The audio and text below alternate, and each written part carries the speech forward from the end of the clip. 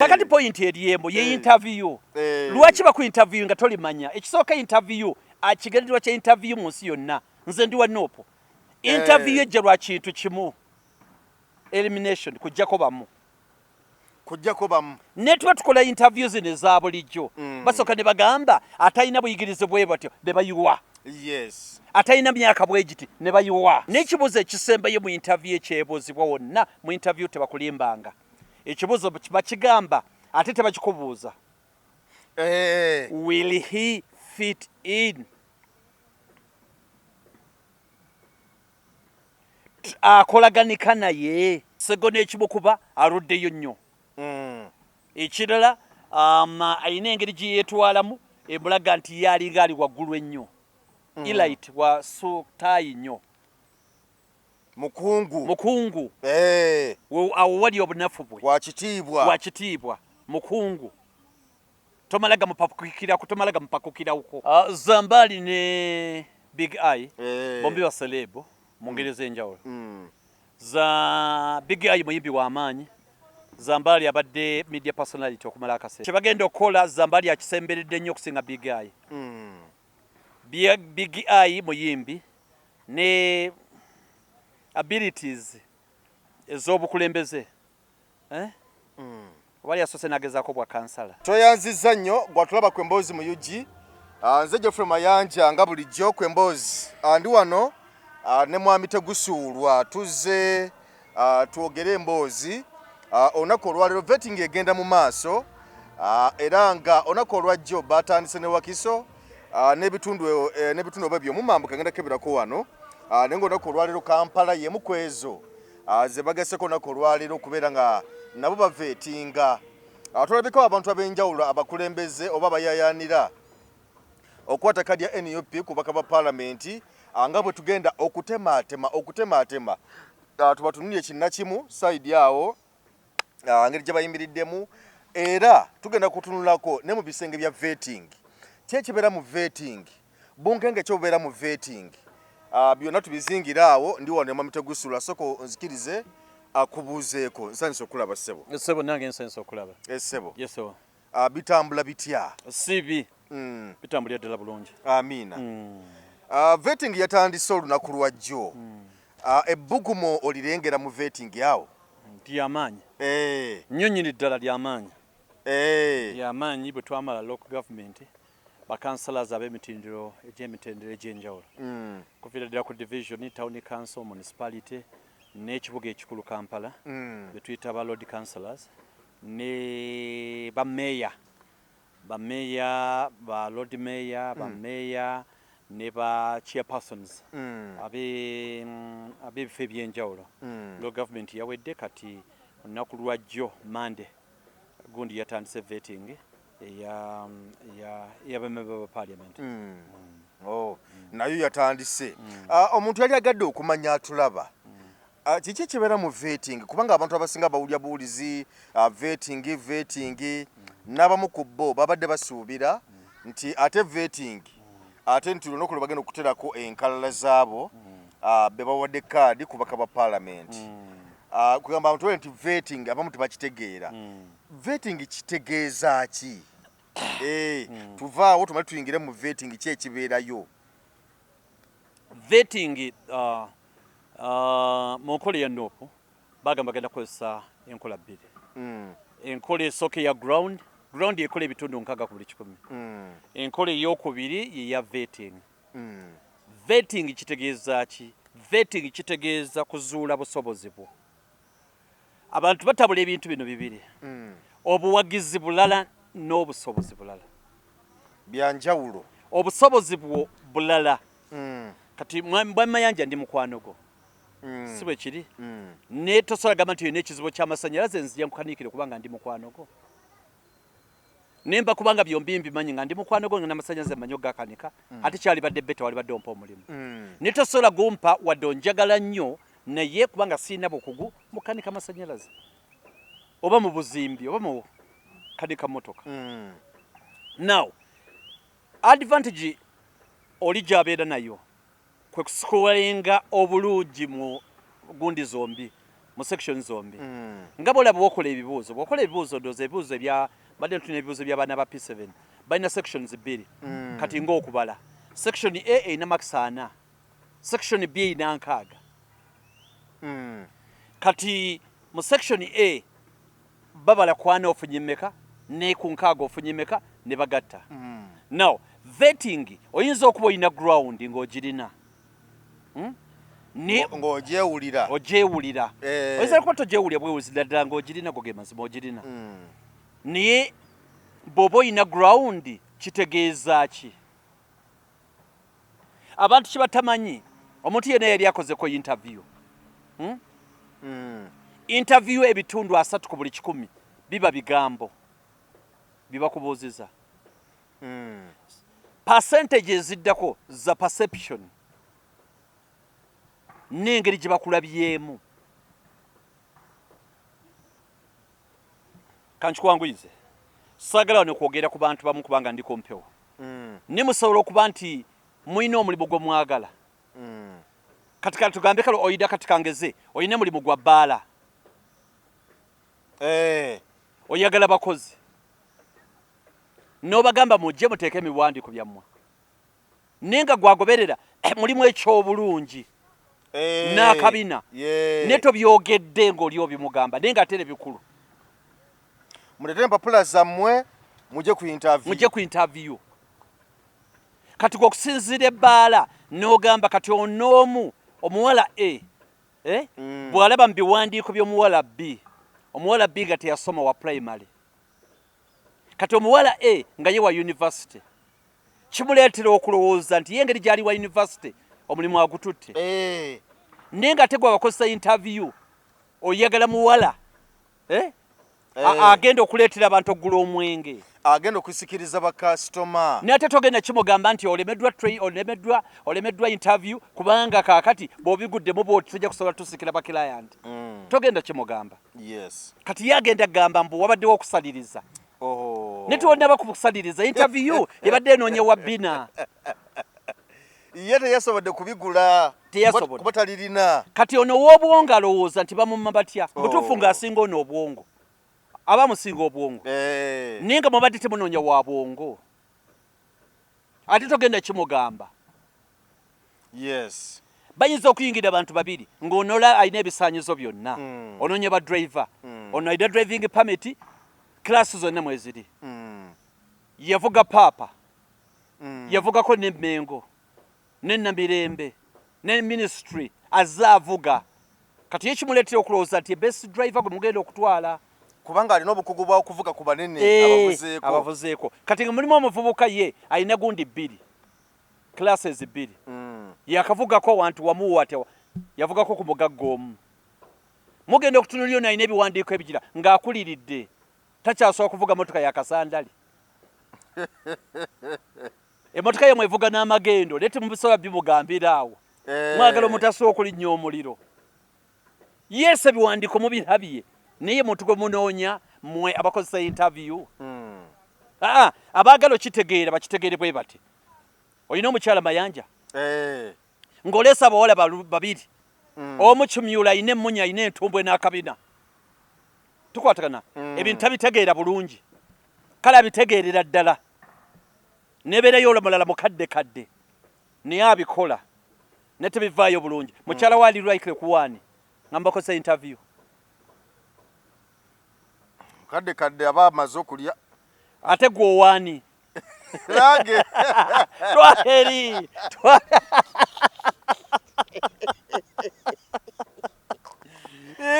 tatya eno programu kyala otagiraba saagala otye bino bya mirimu bino tuli ku mirimu tukolera bantu kati interview ejira kati kambanyonyera interview ya nopo munoonya house girl maid mulimu omu ayina emmunye entumbwe etutu n'entumbwe bw'akyukamu bw'ati tukwatagana ebintu abikola bulungi mulimu n'omuli omulala si bulungi ng'oli yeefaananira bw'atyo naye naye emirimu agikola kati bonna mubabuuza ebibuuzo bye bimu omanye okufumba nti mmanyi omanyi okola emirimu nti mmanyi tukoleremu bonna ne bakolamu bulungi nnyo kati bwe bafuluma bwe bati bw'omusajja owaani mu mutima kale kati mu mutima nga si byagundi nga si bituufu byako owaani kale oyo katumuleke omukyala awaani omukyala wo atefiirayo kati kakubulire talina kabinda talina ki kakati point eriyembo ye interview lwaki baku interview nga tolimanya ekisooka interview akigendererwa kya interview mu nsi yonna nze ndi wa nopo interview ejja lwa kintu kimu elimination kujjako bamu netwe tukola interview zino eza bulijjo basooka ne bagamba atalina buyigirize bwe batyo be bayiwa atalina myaka bwe giti ne bayiwa atalina experience bweti ne bayiwa atalina kino ne bayiwa sigamba nti bayiwa bonna baba bafu bayinza n'okuba basinga bano naye kati bakagamba nti buli atalina kino yiwa buli atalina kino yiwa ate ne interest yoli akozesa interview nakyo kikulu nnyo kati mu bimpimpi buli omu interview abagiyise buli omu abagiyise n'ekibuuzo ekisembayo mu interview ekyebuuzibwa wonna mu interview tebakulimbanga ekibuuzo bakigamba ate tebakikubuuza will he fit in akolaganika naye ayina ebirooto byaffe interest zaffe azirina kuba bana bakubuuza balina interest ate gwe zootamanyi tuli fenna abakubuuza balina interest ate gwe zootamanyi kakati bweba balina interest zootamanyi bo bw'ovaawo nga bagamba obuwulidde omusajja bw'agambye mbu gwakwatira mu nguzi yenna agenda kusiba musibe waliwo omukwano gwange yaŋŋamba bamuyita mu kitongole ekimu ekina bye kikkiririzaamu okugeza saa kukyogera n'okugeza tinga unagamba nti nno njagala mulimu mu kitongole ekikkiriza mu Bukatuliki njagala omulimu mu kitongole ekikkiriza mu Buganda njagala omulimu mu kitongole ekikkiriza mu Buyisiraamu kati bwe yatuukayo ne bamubuuza naye nga era ababye bamubuuza tebikwatagana na mundawo na mulimu gwagenda kukola gwennyini naye nga bamubuuza abakulu bano be bakkiririzaamu mu kitongole ekyo nga buli genda bakubuuza Ssaabasumba yani okitegeera bwe kiri naye nga byogenda okukola Ssaabasumba tebina bimukwatirako tebina kakwata konega bimukwatako ssebo bimukwatirako ddala Ssaabasumba yani bimukwatirako ddala gundi Ssaabadinkoni w'egindi yani gundi w'egindi yani bimukwatirako ddala kubanga atabamanyi anaabawaatya ekitiibwa omuntu gwavuga n'amanya ati omuwendo gwalina n'obuzito bw'oyo gwagira kuno si kusosola naye gabeera mazima b'ogenda okukolera oba bakozesa interview ennono yaabwe ogimanyi bw'oba togimanyi then tosobola bafiitingamu kati interview bwetyo bwebeera kati vetting batesting ebintu bingi bye batakubuuza nakubuuza tugeze okweyogerako okukubye ne gwe oyingira buyingizi ne beintroducinga amannya gaabwe ne beeyogerako ne bagamba nawe weeyogereko nga tosobodde okweyogerako kati ate gwe tokimanya nti okigudde oba okiyise ne level yo okweyogera kwokwo tekutuukana na mutindo kifo kyoyagala tukwatagana kuba bali abantu basatu banne bataano bakubuuza ate mu parliament ogendagenda mbate bakulukiriza abali 505 nga banna bakutunulidde bati kati ate basatu abanne bakutiisizza kati ate wali ogenda gwolekanya ne Geno ne minisita mukyala Nabbanja mukyala Nabbanja Geno sipiika n'abakubira enduulu twala eri tolina byoyogera kati ate otidde bana kati eri agenda kugamba nti ekyo kigudde kuba mu butonde abantu beesalira musango ekyo kimu ekyokubiri kyoyogedde nupo ogimanyi core values ozimanyi ani mumyuka wa Secretary General kati oteeka okubanga ebyo byonna byonna obimanyi ekiraga nti ozze ekibiina okimanyi okifaako era ku lw'obulungi bw'ekibiina togenda kujja independent kuba teri muntu ayaze independent ng'ekibiina yabadde akyagala kimuli ku mutima tekisoboka kuba ekibiina baakimanyi Kitegeeza n'ebigendererwa byakyo. Ekira kwe kumanya ebigendererwa byo biri ki. Yes. Lwaki oyagala okiikirire okiguuba okiikirira. Ekirala n'okuteesa si kirungi kugamba mbogomale kutuuka mu paaliyamenti. Tugeze bayinza okubuuza ekiwamba abantu bano bw'ogenda mu paaliyamenti ogenda kikolako otya. Sooka otuyitiremu tunnyonnyole mu dakiika 2 tunnyonnyole bw'otuuka mu paaliyamenti ekiwamba abantu ogenda kikola otya, ogenda kyogerako otya. Ate ettaka eribbibwa ogenda kudikola otya. Kati bw'okunnyonnyola ebirowoozo ebikuvaamu byebyo bizitowa obuzito bwenkanankana n'ekifo ky'oyagala. Kyekigendererwa kya vetting. Kyekigendererwa kya vetting. Tukakasiza ground ogirina naye obusobozi obulina byanjawulo. Byanjawulo. Yes. Kati oyinza okuba wali ground ogirina ne bw'oba ogirina bw'onoogenda mu paaliyamenti obusobozi obulina kuba gwe omutima gwagala naye obusobozi obulina. Bye batunuulira ebyo mu vetting batunuulira busobozi bwe obw'obuntu. Yes. Obw'obuntu. Sogera ku bubi oyinza okwesanga ng'omuntu mu mutima mulungi n'atuuka wali nga ndanaagira tasobola okwogera n'ekigambo n'ekimu. Yes. Ne bambi nga ebintu byonna byonna abikola bulungi. Tukwatagana si mutima mubi ninga ayina ekitamusobozesa kutunkana basajja ku fulo. Kikibeeramu. Okay. Busiro East eyo ye Wakiso olunaku olwajjo balumbye naye embiranye erina weeri. Embiranye eri wakati wa omukulu Sseggona akali amaggwa kwogata omukulu Samathias Walukagga kwogata ne Mwami Magoola abasatu abalwanya kadi ya NUP. Era nkakasa nti abasatu abo bonna olunaku olwajjo mu vetting babaddemu.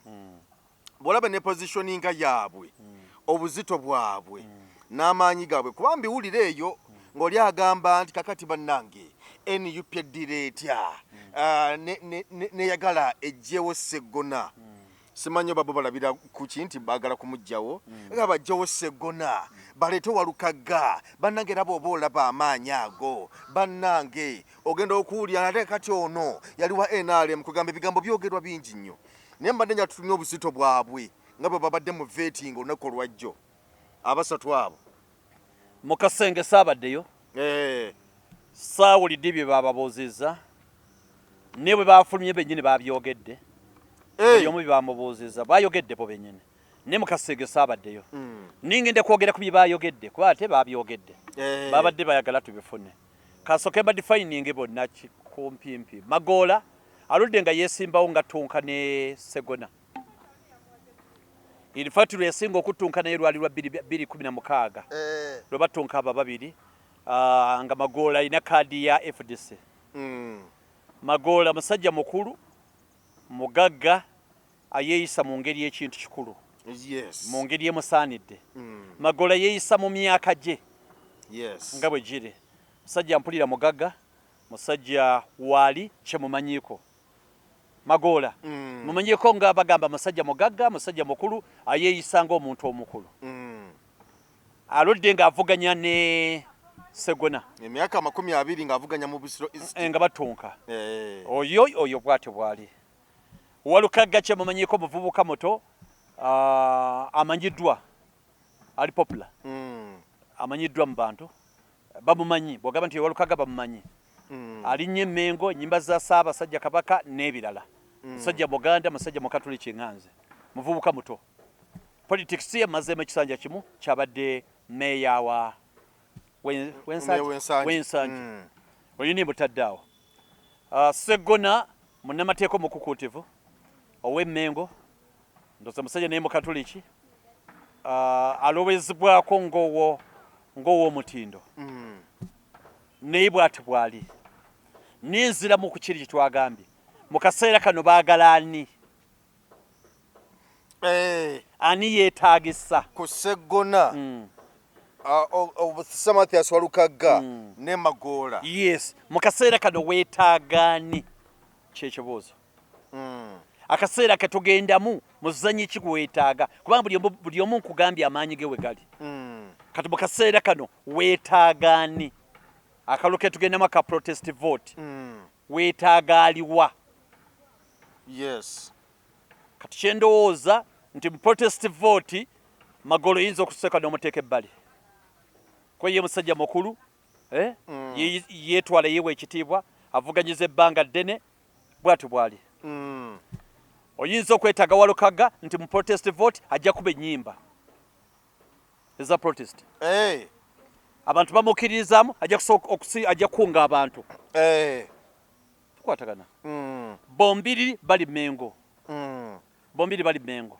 Ani asinga okubeerayo si argument. Amaanyi ga Sseggona gali mu mateeka. Amaanyi ga Walukaga gali mu kukunga bantu. Mu kukunga bantu. Sseggona ekimukuba aluddeyo nnyo. Ekirala ayina engeri gye yeetwalamu emulaga nti ye alinga ali waggulu ennyo. Elite wa sutaayi nnyo. Mukungu. Awo wali obunafu bwe. Wakitiibwa. Mukungu. Tomalaga mupakukirako. Olina kumugenda mpola. Obunafu bwe buli luddawa taakiye n'abantu aba bulijjo ntono. Taakiye n'abantu aba bulijjo ntono. Mpulira Kasinga Baluma ke boogera eyo. Bw'amugamba nti mukulu nkozeeko otya ng'akugamba nti eyabba ezizo yabba n'ezange twenywezo tumuggyeko. Ate osanga yaliba omutuufu naye era taakiye abantu aba bulijjo tagirina. Osanga yaliba omutuufu ne taakiye omuntu wa bulijjo tagirina. Kati omupiira ogwa nkiyite ntya ogwa waggulu Sseggona amaanyi ge gali mu parliament. Gali mu parliament. Nze mbyogera nga bwe mbiraba. Sseggona amaanyi ge gali wa? Gali mu parliament ya. Article ku article, section ku section. Aga Walukaga gali ku muntu wa bulijjo. Kati ate oli mu protest vote. One, Sseggona ajja kusobola okubeerawo ku kulwanirira abasibe n'emisango. Kuba naye mwetaaga. Naye ate ku ground si munywevu Sseggona. Wano mu kuteekamu gambutu mageti tulumbe emisinde buutu. Taliyo. Walukaga ali clear ku ground. Ne article munafu. Tulifena. Ayenga parliament egalaba article. Article tonatuuka mu article yene ejjako omusajja. Yeremeddwa article. Kati bombiriri buli omu alina amaanyi ge. Wegali. Sseggona article section ku section. Awo alina amaanyi. Ground. Madam Speaker information. Kati ate ku ground yegemuko. Walukaga alabikanga amaanyi agalina ku ground. Ne article munafu. Yes. Kati awo kinasinziira oli asalawo. Kyanasalawo kati twagala article ku article oba agejjulugenda mu protest vote. Twagala so gamba abantu nti yambala tusonga embere. Bombi batukakase. Kwanza kyenjagala wano tebanagaba kaadi. Nenjagala buli omu atunuulirwe. Amaanyi ga Walukaga gali mu kukunga bantu. Kanoonye, kalonde, kakuume, kabanje. Walukaga n'akabanja mu ngeri etegeerekeka. Dakiika esembayo. Ng'obudde buzze ku bunnaabwo. Anajja yaaga amaanyi ge tumusuubira. Ajjeko omusajja. Yo article ku article. Anazitema zijjeko omusajja. Section ku section. Anazitema. Omusajja zimumamuleko. Kati yaawo. Nze ndaba okuvuganya kuli wakati w'abo babiri. Yes. Aba betting bagamba ogo odi eri 2.5. Tukyali mu Wakiso district. Bwe tugenda n'Nansana municipality okuvuganya okw'amaanyi. Tetulese bonna ne tujjeyo be tulabe wali okuvuganya ennyo. Bwe tugenda n'Nansana municipality omukulu Zambali Blasio Mukasa, n'omukulu Big Guy Bwana Mayanja, ate era n'omukulu Engineer Kaweesa. Abasatu abo amaanyi gaabwe nabo olunaku lwajjo mu vetting babaddeyo era ne banyonyola ensonga zaabwe. Nalabeka omwami Zambali yabadde yakeddewo dda naye baba vetinzeeyo kiro bamukuttemu kiro eyo. So abasatu abo Nansana municipality amanyi gabwe Big Guy ndabe ebisere bisinga vayo agamba balinga olwamanyi gennina balinga abansetulo okuva mu kalulu nennemeddemu. Zambali ne Big Eye bombi wa celebo mu ngeri z'enjawulo. Za Big Eye muyimbi wa amaanyi, Zambali abadde media personality okumala akaseera. Ni akaweesa yaliwo dakali akalwa akagwa yokusatu. Amaanyi ga kaweesa sigalaba okujja kugamba nti ingini yasilaba amaanyi ge malala. Okuvuganya okw'amaanyi kuli wakati wa Zambali ne Big Eye. Nti kye bagenda okukola Zambali akisemberedde nnyo okusinga Big Eye. Big Eye muyimbi ne abilities ez'obukulembeze. Wali asose nagezaako bwa kansala. Nzo okusinga bwe ntunuulira. Tontunya bobi okusinza bwe ndaba. Nti kati omuzannyo gwabwe ndaba ng'ogwesudde nnyo. Zambali agukulembedde nnyo. Lwaki Zambali agukulembera ng'ate yeetabeerangako naye mu kifo kya bukulembeze kyonna kino kye kisoose. Anti kaakati mu byobufuzi nagambye wali mu vetting nti engeri gy'oddamu ebibuuzo n'ebyo by'okozeeko oyinza okugamba sibeerangako mukulembeze ne mbaddeeko chairman wa stage ya board. Sibangako omukulembeze wa politics nina ninkuliddeko abasuubuzi oba abalimi. Nti nze Zambali bless omukasa sibeerangako omukulembeze mu kifo kyonna kya byabufuzi naye ab'obufuzi mbadde nabo. Yes. Kodi ne ku TV nga ntuula nabo bakubaganya ebirowoozo nga nze mbasoya. Kati sibawala nnyo n'omulimu gwe ŋŋendako. Sibawala nnyo. Zambali tabawala nnyo n'omulimu gwagendako kuba badde munnamawulire akyaza abagenyi bonna kumpi bannabyabufuzi bonna ab'amaanyi abadde abakyaza abasoya ebibuuzo. Tabawala nnyo n'omulimu gwayagala gwasaba. Kati ate ndebanga Big Eye abeewalako ku mulimu gwasaba. Ayinza okuba yes obusobozi abulina oba kine nga ndaba ng'abeera ewalako. Kati ndaba ng'omupiira ogwekubidde eri Zambali ndaba ng'ogwekubidde. Zambali omuteekako ffe mu betting abamu ka odi katono 1.2. Ekitegeeza nti alina emikisa mingi okulya omupiira ogwo. Emikisa alina mingi. Omukulu George Musisi wamu ne Kirayanga Jime Lukwago bagenze Kira municipality ewali omukulu muna PFF Nganda. Ogwo ne mugwa omuzannyo ogwesulise nnyo kubanga ate George Musisi asaanidde nnyo. Asaanidde munnamateeka ate yabadde awolereza Nuupu emisango gyonna egy'amaanyi okusingira ddala. George Musisi ebisaanyizo ebinfuula MP abirina 100 ku 100. Jime Kira Lukwago ayina ekizibu kimu bamuwaako kaadi eyo n'agizannyisa bubi. Akalwa akaggwa. Ka 221. 221 yes. Kaadi eyo n'agizannyisa bubi. N'atagerezaako ddala. Kuba kyatuuka ekiseera musajja wattu simanyi oba kyekyamuliko yatuuka n'ekiseera nga takubayo ekipande wadde n'ekimu ate nga musajja mugagga. Yatuuka n'ekiseera akalulu ne kamutabukira nnyo. Kye balowooza nti yagaana okuba ebipande oba byamulema bulemi oba ki mu kalulu akaayita oba teena busobozi simanyi. Ate ogambye ssente azirina ne yatuuka ekiseera ebintu bimutabukako bubi nnyo.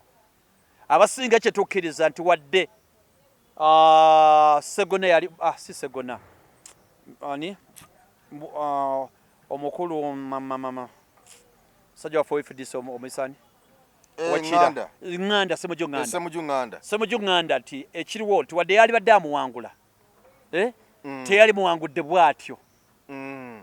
Omanyi emirundi egisinga si kuwangula si kyekikulu. Okuwangula si kyekikulu. Ne tulina okukakasa nti musajja waffe Mayanja akoze buli ekisoboka ne bawangula muwangule. Agezezzaako bambi ne bawangula muwangule. Kubanga tetujja kukaka kuwangula kubanga tetulina buyinza bukaka kuwangula. Ne tulina okulabamu obuvunaanyizibwa obulaga nti Mayanja yakola buli ekisoboka ne bawangula muwangule. Nze tegusulwa bamativu. Kati potential yo bwe tojijjeeyo kimala. Ne bakuwangula nkutwala ng'omuntu ayali mu lwali. Kyekikuba Jime Lukwago. gwe tuyita Kiira yange ate bambi nga musajja mulungi musajja mukwano gwange niyo mukisa gwe yafuna teyagweyambisa bulungi sigamba nti yali wangudde ne twali tulina omulabamu nti wadde owanguddwa naye wanguddwa otya gati omusajja bamuwangudde naye amaanyi agataddemu ddala omusajja kikyatakoze nti omusajja bamukubye kale 3-1 n'ekitundu kyasoose bakimazeeko 0-0 nga bolaba maniyu nti maniyu bagikuba naye maniyu beeraze omupiira ogweddala oba guli wagwerako kale wadde maniyu bagikuba ne bagikuba naye ensamba erina akawoowo togizanyisa yandika yali akawoowo paka so ne tuuse kavaamu anti akawoowo ekyokuna kibaawo naye nga pointi eri emu teyalaga kwewaayo kumala okimanyi nti mu ssomero omwana afunye 9-6 bamukuba embooko nnyingi okusinga afunye 4 babakubanga nnyingi nga tusome eyo bira ddala mpitirivu kubanga bw'ofuna 9-2 omusomesa alabira ddala nti nabuno obubiri bw'oguddemu obadde obumanyi obadde obusobola naye afunye 4 tebamulemerako nnyo kubanga omusomesa amanyi nti naawe omusajja alwanye nnyo kubanga mu pepa eziri ezaayita ezasooka yafuna 2 kati afunye 4 bakola pate wabeerawo nti omusajja akoze ekyalumbye kati awo nawo siraba era okuvuganya okw'amaanyi kugenda kubeerawo wakati wa George Musisi Kanso ne Ssemujjo Nganda ababiri awo ku luzannya olusembayo era omupiira gujja kuggwa mu dakiika ye 87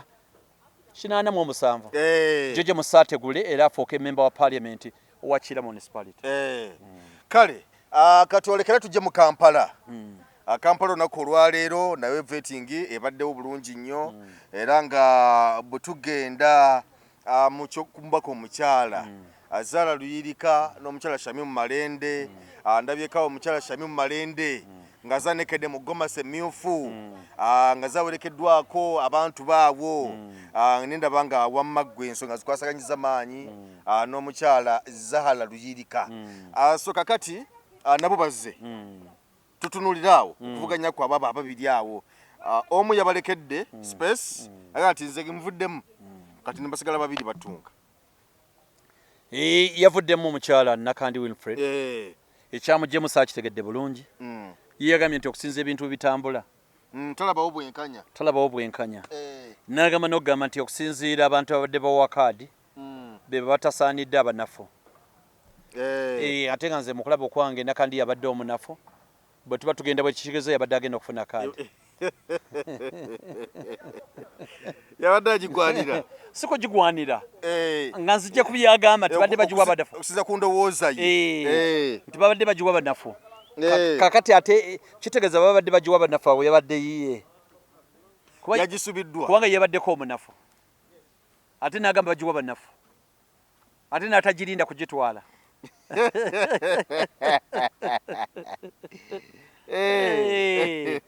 bwe bibeera kakati embeera bwete weeri wakati wa Malende Shamimu incumbent ne Zahara Luyirika speaker wa KCCA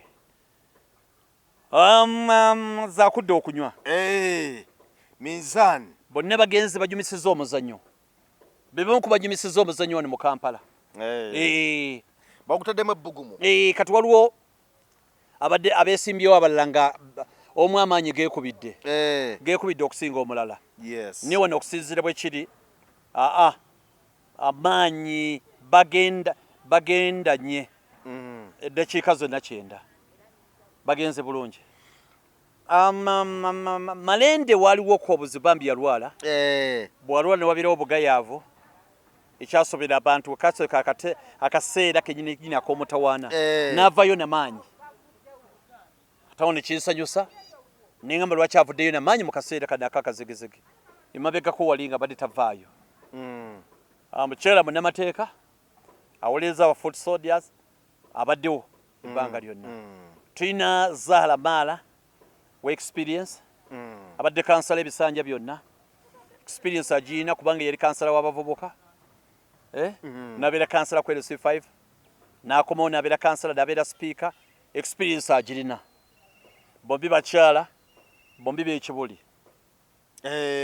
bombi b'ekibuli yes bombi balungi ne mu mupiira ne mu mateeka temubadulo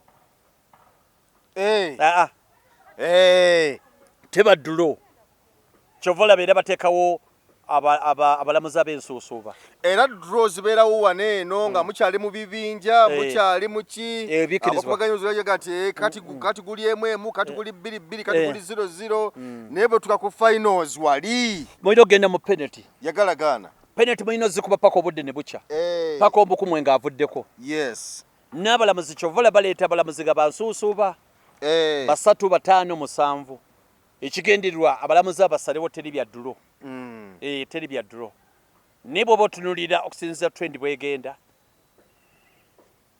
ndaba Zaala asalira kaadi mukulaba okwange bwe mbigatta ne mbitoolako ne njawuza ne Zaala ndaba bamuwa kikwatemu kubanga abadde atwala Kampala yonna Kampala agitegeera kati kitegeeza nti asobola okugikwata obulungi Malende bafulewo bamuteeka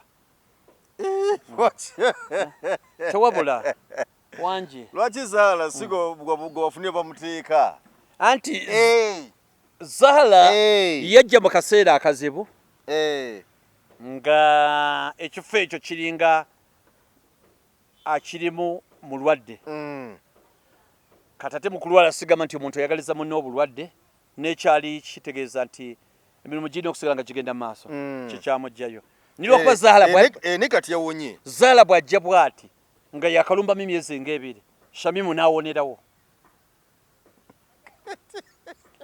nga kali bobbo nnyo talimu wadde okuwenyera yagenda bamutwala mu ddwaliro kuwona wadde okusinda naawona kati yakomawo waali wadde okekera ng'ali kalo bobbo nnyo awo ne kitusobera naye nga bonna balungi naye nga bwe ŋŋambye omupiira gwabo gugendagenda mu penalty Zaala amala agulye waliwo Eugenia Nassolo waliwo incumbent Mukasa Aloysius waliwo ne Rain Obedi waliwo n'omusajja omulala aliwo bannange musajja oyo musajja amutegedde ayambala ebyeru mutonotono muwanvu bwati bamuyita Bamugga Adamu Mugga Adamu asomesa byanfuna n'engeri gy'ogenda okuva mu bwavu si yagwanidde oyo okutwala kubanga tukujja abantu mu bwavu nsonga nkulu nnyo anti kaakati ekifo kyonna ekirimu incumbent kiba kyakwegendereza olina okuwa ensonga ezimalira ddala bakansala ba Lubaga South batudde abafunye kaadi ne bagamba okusinzira bwe tulaba Lubaga South Aloysius Mukasa Dalton nga bamulabye batya atali mu lukiiko lwabwe anti yabaddeyo balaba akoze bulungi nnyo si byange nalabye bakansala ba Lubaga South 305 bekozeemu omulimu ne bagamba nti ffe bakansala nga batutunulidde ensonga zino ne tuddemu ne tuzeekeeneenya ne tuzeetegereza bulungi ensonga eno ey'omubaka nkulu nnyo owa Lubaga Maserengeta Aloysius Mukasa Dalton addemu ekintu akikwate naye ng'okuvuganya okw'amaanyi kuli wa Dalton Mukasa ne mukyala Eugenia Nassolo Nassolo yeesimbawo ne ku lulyaze yeesimba munnabyabufuzi omugundiivu omukyala ate na munnabyanfuna abadde nnyo emmengo eyo mukyala mukatuliki azze yeesimbawo emirundi mingi ali ne Mukasa Aloysius Dalton incumbent moteeka Adam Mugga moteeka ne mugwanda waffe Rain Obedi kakati yawo Obedi omupiira yali agukutte bulungi mu kusooka wali ne kungu n'agenda mu kubamu ddabaawo bamuliko ddabo teyamwegendereza era kungu omwana waffe bw'ataafuna kaadi yeggwe kungu yagenda namukubamuko ddabaawo eddabo ewo nembotagazaamuko ne mutagazaamuko kati yawo n'afunamuko ka setback katonotono. Mugono simanyi lwaki abantu agajja okupiikinga nga temunabyanfuna n'akasente akayinamu simanyi n'okuvuganya okw'amaanyi kuli wakati wa mukyala Junior Nasolo ne Dalton Mukasa Aloysius.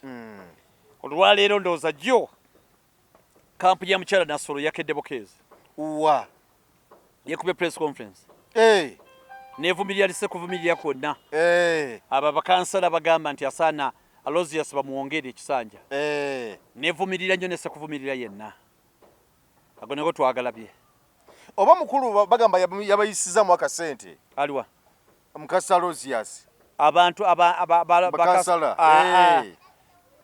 talina kasente kayabasizaamu bo balaba omuntu gwe basobola okukola naye sibira nti yabasizaamu akasente eryo n'omupiira oguli ekawempe eyo ogwa muntu wawantu ne dakitaali mulabyeko ng'alumbye mu vetting wali Royce Emboga ego nagwo eguli ekawempe awo omupiira ogwo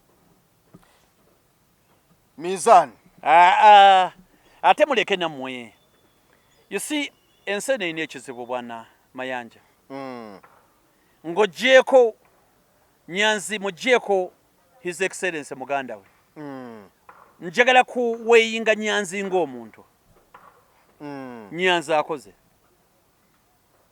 Nyanzi akoledde ddala lwokuba abantu oluusi basalawo okwagala kwefuuza muntu omu nakulemera ku muntu omu Nyanzi akoze atya Nyanzi mu kusooka wano emyaka gyonna 5 Nyanzi yabadde akulira bagita batya informal sector ey'omuntu wa bulijjo ogwo omulimu agukoze bulungi okunga bannayuganda bonna ba informal sector abadde Nyanzi muntu wawantu okumobilizinga abantu kyabadde akola ekyabasaabakunze nakyakikoze bulungi Nyanzi emirimu gye gyonna gy'afa naddira mirimu gya kibiina gy'abadde akola ebbanga lyonna Nyanzi abadde buli mu kanyomero ka Uganda asibiddwa emirundi egiwera ku lwa Nuupu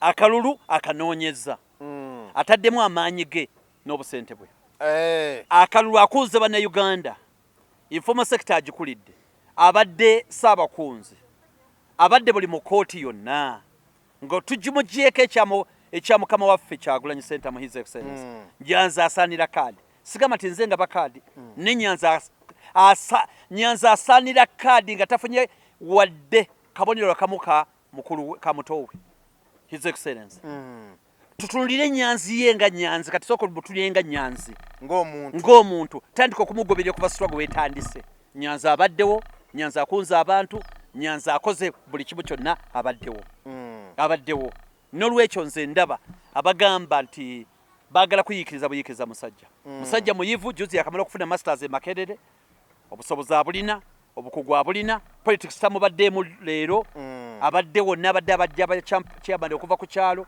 obukulembeze abo baddemu Nyanzi asaanira kaadi nga tafunye wadde obuyambi bwa mutowe asaanira kaadi tandika abantu okubatululira nga bo mu disregard okumutulira nga ye tumulamuze bwenkanya kuba yasooka mu bufuzi yasooka ne mutowe Kyagulanyi Ssentamu yamusooka mu by'obukulembeze nekyo nze ndowooza kaadi agisaanira kale Makindye West omukulu Ssewanyana Musiri David n'omukulu Ntege gundi yabalekayo dda mulya ennyama nabo bali awo bonna balina ebintu byabwe Alan Ssewanyana incumbent yaliyo advantage atulirwa nnyo ng'ebintu eby'ekibiina atabigenderako nnyo kubifiirako ye disadvantage ye atafiirayo nnyo atagwirana atafiira nnyo ku nsonga ku nsonga za Nuupu twabaddeyo gyo ku kitebe eyo ate batwagaza ki leero batya ate batulekemu kuba naye tuli mu constituency nti atafaayo n'enkiiko nazo zifuuse enkiiko twabyogera ku balinde abadde oyo naye nga experience agirina abadde mu parliament kakisanya ndooza kyakubiri yali kansala nekyo experience agirina ekizibu kye atunulirwa nnyo ng'omuntu ekibiina kibeera akyesulubabba yesulubabba ekibiina oyo ali awo owokubiri waliwo Ntege Farouk Farouk Ntege musajja mugagga muna struggle muganda wali Haji Ntege Sebagala munnabyanfuna abaddemu okuva mu Young Democrats ye muntu wa service delivery naye wali obunafu bwe buli nti abantu tebamufiiringa abantu tebamufiiringa nga munnaabwe nnyo n'obusobozi abulina ettooka alirina ali awo tulinawo Obi wange Musiri Obi wange twasoma fedda ground kwali nnyo ground kwali nnyo ayambye nnyo amasomo gundi university zonna eza Uganda yabadde azikulira obululu bwonna bwolaba obwaba president bwonna bagid president bwonna Kyambogo Makerere Mobusi nawala wonna yabadde akola ki yabadde akulirawo kati amaanyi agalina mu izo line bw'abeera nago n'abavubuka mu abali obuzibu bwe bagamba talina ttooke bulungi lisobola kuvuganya kukuuma kalulu nga katabuse na buli kimu kyonna nga kakaaye okagaadinga na buli kimu kyonna ne muvubuka muto mwagaliza kubanga Obi wange actually mu kalulu ako ndi ku Musiri ndi ku Musiri twatulanga ku desk yemu Makerere kale sola kuva ku Musiri sola kuva ku Musiri gwendiko ate n'ekirala akoze omulala aliyo ani omulala aliyo Soja na mwogeddeko amanyi ge n'obunafu bwe obyogeddeko Ntege mwogeddeko amanyi ge n'obunafu bwe Musiri mwogeddeko be basatu kukuli ayinza okugira nenze sinza azigaba nemba bakubanga nze nalijiwadde Musiri botugenda Makindye East Tafubi ne banne omukulu nyama yabayingira mawo ne bemulugunya nga bagamba omusajja nga atagala nnyo adde nadde eno lwaki tatuleka anti kakati Tafubi abaddewo Tafubi badde ekyali wange tubadde fenda mukwano gwange twogera abaddewo naye muli ennyama yagenzeewo muli ennyama agamba abadde atwala zombi nakamadi abadde atwala Makindye East ne West nga meeya n'ekyo zombi mbw asobola ate mu kutunulira ndoza asobola okugirayo wini muli ennyama asobola okugirayo wini kati waliwo bali abalaba naffe abalala nabo beesimbyewo omulala avuganya musaidi eyo yali badde Tafubi ajja kuteekawo embeera ne muli ennyama engeri gy'alina experience nti ali tested proven nze ndowooza aban'amaanyi mangi okusobola okutwala kaadi eyo omanyiza engeri gye mbitunulyamu si bitunulya nga tegusula mbitunulya nga kibiina ani atugirayo wiini eyo bw'ogenda okugatagata agijjayo muli ennyama agijjayo agijjayo kale batugenda omukulu Lubongo yanalabiseko mu vetting leero Joel Senyonyi kyekimu naye alabiseeko ababiri abo abo bondoze tebalina nnyo bantu babisimbyeko side ku bitundu byabwe tewali nnyo kubanga bakanya naddala ewa Lubongo ya mu Kampala Central yali yavuganye nnyo Kataabu Moses n'agenda ku bwa meya obwa division ndaba nga aliwo yekka kumpi okulaba kwange David Louis Lubongoya era taliko kubaganya birowoozo manyi mulimu omuzanyi nga mwetaaga mu parliament oyo mba mwetaaga oyo taliko kubaganyako birowoozo n'omulala Yelop Honorable Joe Senyonyi Joe Senyonyi ne taliko kubaganyako birowoozo okusinziira bw'olaba omutindo n'omuntu gwe twetaaga oyo ne taliko kubaganyako birowoozo amawulire ag'ennaku Waiswa Mufumbiro ali mubega wa Mitayimbwa vetting mu bannakampala ewedde leero kitegeeza nti nno tagenda kwesimbawo eri bannaffe ab'ennakawa nedda si bwe kiri vetting egenza okuggwa nga musibe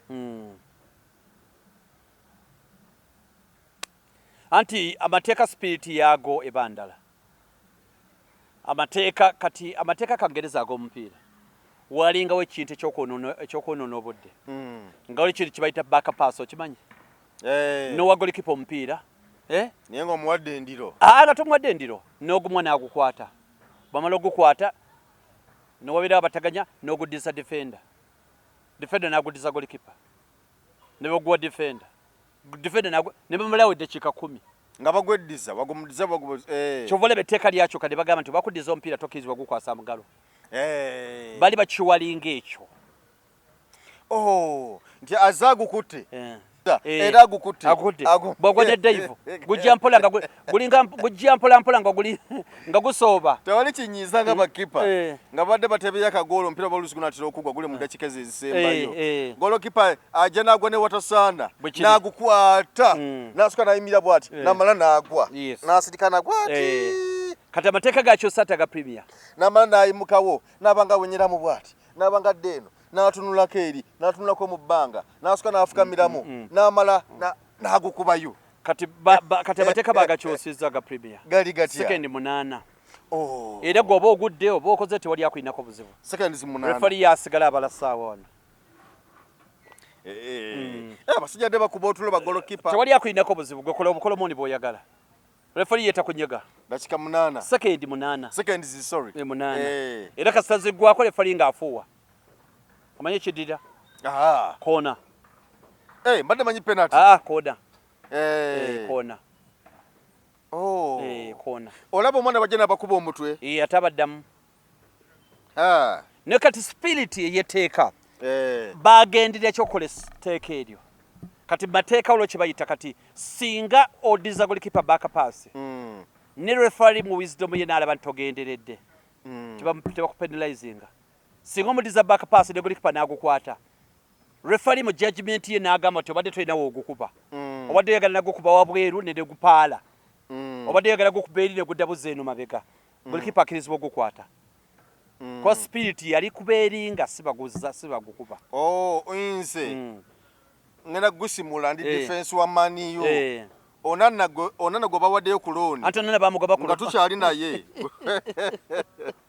kati mba kiseka kifaananyi nga tukyali naye onana wadde bamugabye ku looni naye ngenda okugusimula bwenti ngukuba bubi gulooli nga gudde mabega guti wadde mba okugukwata n'emikono gye kati anti onana anti kyebamukoze ekyali mu maaniyo yagenda ne ku ttiimu y'eggwanga ey'e Cameroon n'akikola n'ekyo tekyali balumye era alina gwe yazannye oyo waabwe Cameroon egw'abakinjaaji n'abavuzi ba taxi era ne bamukuba goolo 3 era nga zonna tezitegeerekeka mandiyo n'enyiiga negamba bakube ku ttiimu y'eggwanga bakubira ne ku mandiyo n'ogw'abakinjaaji n'abavuzi ba taxi bakube mandiyo n'enyiiga nnyo nemugamba katukutwale genda katukutwale genda nalabye akatambi awo nga bamunenya okutambulira ku booda ng'agenda ku kisaawe embo yatambulidde ku booda awo ate bamunenyeza ki kira omusajja gwe badde basasula omusala omunene nnyo omusajja ow'amanyi atambulira ku booda muntu wa wansi muntu wa wansi onena muntu wa wansi era kyovula bayira bw'ogira omupiira bw'ogusitusa ekigere n'okuba n'omutwe n'oguwa golikipa bakufuuweera bagiyita circumventing the law ogezaako kubuzaabuza tteeka kulyetooloola bwe ngusitula bwenti ne gukubisa omutwe n'agukwata bakufuuwa kuba spirit yali yaba eringalinga mu nkola eyo ate otandisa okweringalinga oyitira mutu kwegamba ofuulafuula mu tteeka so waisa omufumbiro wano omukisa kigwalina wano alina emikisa mingi kubanga vetting yawedde kye tuliko 1 musango gwa YK7 versus Kizza Besigye bagutemaatema ne bakkiriza nti ne bakola okutaputa nti omuntu ali mukomera asobola okwesimbawo kubanga abeera suspect akirizibwa okwesimbawo singa agenda n'asayininga empapula abadde alina gwe yeesimbyewo naye kugona n'ekaadi kumpi tewali webali naye kumpi balinga batalinawo waliwo viani awo mwoyo gwa ggwanga naye ng'oba nafuya ng'oba nafuya siba nafuyiza naye nawe wali kyolaba abadde kumpi abadde unopposed abadde alina abaliwo naye nga bwe batyo nekyo teweeraliikira wasa bufumbira agenda kwesimbawo kale nga tunatera okumaliriza PFF yalangiridde tebagenda kusimbawo muntu yenna bagende kiri fayino tebagenda kusimbawo muntu yenna 2026 ku kyoba pulezidenti wano mu bifo ebirala ababaka ba paalamenti bakansala bakira baani bagenda kuleeta naye ku kyoba pulezidenti bagambye tebagenda kusimbawo era nti bali mu njogerezeganya n'ekibiina kya NUP wamu n'ekibiina kya anti kino kikulirwa omwami Mugisha muntu yali munnamagye nga boogerezeganya ku ki baagala ki nga kye bagala kwe kulaba nga boogeza ensaidi zombi nti anti bwekkiriza ne bakkaanya ku bye banakkaanyako terms and conditions ekola n'obukwakulizo nga bawagirayo NUP bwekkiriza ekola n'obukwakulizo nga bawagirayo kugamba nabo bali mu kuveetinga kati PFF yamazeemu amaanyi tosobola kuddira kibiina kigondeevu kirimu abantu nga Basemojo Nganda nga Elias Lukwago Lord Mayor nogamba kyabuliddwa candidate Basalamu Musomba abo nabona nogamba kyabuliddwa candidate ng'ebiina ebirala byonna mu Uganda kumpi buli kibiina kigenda kusimbawo nogamba nti wabuliddwa candidate kiki bategeeza candidate yabuze atya ebiina byonna bigenda kwesimbawo kwoteka n'abavubuka bato bannamunigina nga bamajezi bagenda kwesimbawo ba David Magezi bagenda kwesimbawo ekibiina nga PFF kibulwa ky'okusimbawo omuntu gw'oli olabye ttiimu yonna yonna ey'omupiira mbate terina namba mwenda terina na golikipa PFF yamazeemu amaanyi naawe yamazeemu amaanyi kwaba abantu bonna beyina era bemamba parliament bonna Batiika Simire baani bonna bamwijushe Atiika Simire tali bamwijushe bonna babemba ba parliament bonna nekubulako n'omu tekuli agamba nti yeesimbyewo tekuli yadde PFF yamazeemu nnyo amaanyi gw'oli olya byettiimu bwogenda kulumba amaaniyo tola nti maaniyo olaba ne maaniyo nayo ekola ebyayo nti tetulina ate kaputeeni gw'oli okirabyeko ttiimu y'omupiira mbate terina kaputeeni tegenda kwesimbawo bava mu FDC nga bagamba FDC nfu eyinda ebitagenda bulungi tebalina baide mukulembeze no mwasobola kwesimba kuba pulezidenti PFF abo bonna beyina basajja ab'amaanyi njosa bigo kikibini yamazeemu nnyo amaanyi nnyo kale katumalirize naye nga tumaliriza banenja bakubiriza omukulu bamuyita Lusagala Bosco 2026 yamaze dese bukwata kadi ya NUP gwe mpagira yes ajja kuba meye Makindi awo so agamba nti yazze akalulu w'omulabira wonna ku ballot kwali 2026 ku tiketi ya NUP Lusagala Bosco Makindi division ye meya 2026 musajja mukozi abadde ebbanga lyonna ku lw'abantu nokuba tabadde mu bukulembeze nenga yaliko omumyuka wa mulya nnyama ninamala n'akitaawo nagamba nti akyo nkozeko kimala kakati bwe yalabye nga omukulu akita nagamba kanzije tuweereza abantu sigale nga Makindi ebyo nga weekomye essaawa zino ajja byongereyo abeere nga zikwasikinya bulungi nnyo kubanga musajja mukozi kale 2026 tumulabire eddala ensonga zitambule ye waffe tukwagaliza akaseera akalungi ssebo kanso webale kujja entuwa ya mukumboozi tukwagaliza birungi byereere weraba